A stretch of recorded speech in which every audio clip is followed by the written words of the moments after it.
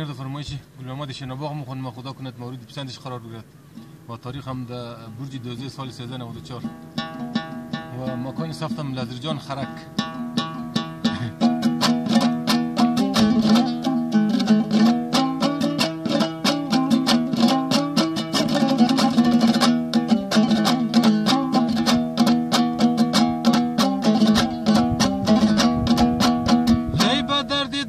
هجران مبتلایم گرفتاری همین رنج و بلایم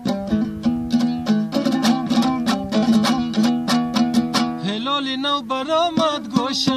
بام اسیری نرگسی و ناشنایم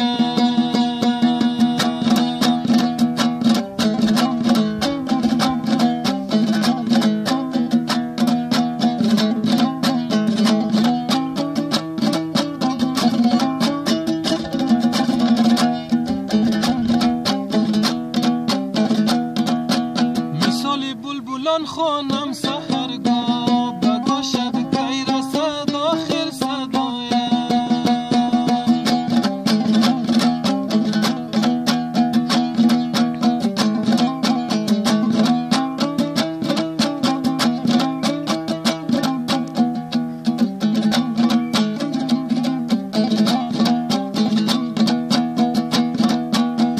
چو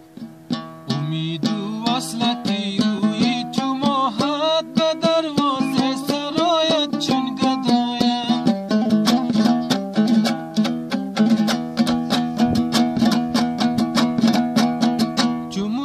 چمن در صبح و در شام زی شوقی روی و نغمه سرایم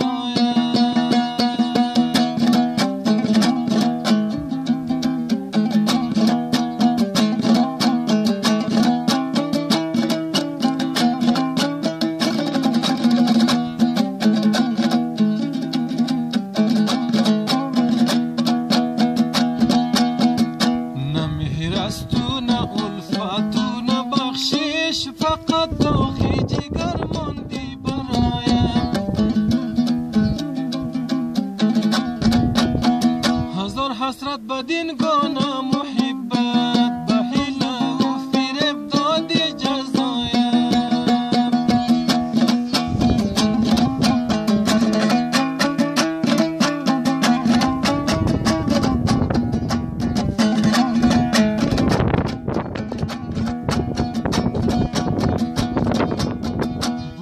حامد قبول دارم جفا را کی بنده گناهکار خدایم